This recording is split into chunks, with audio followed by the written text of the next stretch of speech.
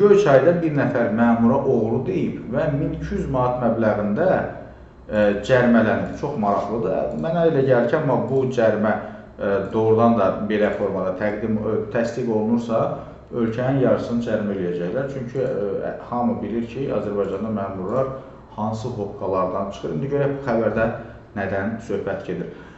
Göyçayda məmur barəsində təhqiramiz ifadə işlədən vətəndaş məhkəmə qarşısına çıxarılıb. Göyçay rayon İcra Hakimiyyətinin şöbə məsləhətçisi Səmədov, bu soyadlar şərtidir.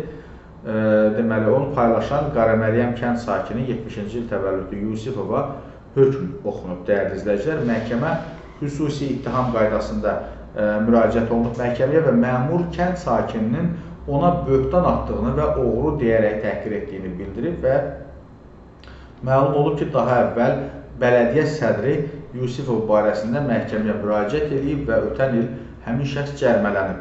Göyçay rayon məhkəməsi bu dəfə də Yusifov barəsində ittihamı qəbul edib. O, təhqir maddəsi üzrə təqsirli bilinərək 1200 manat məbləğində cərimə edilib. Ona Cinayət Məcəlləsinin böhtan maddəsi üzrə bəraət verilib.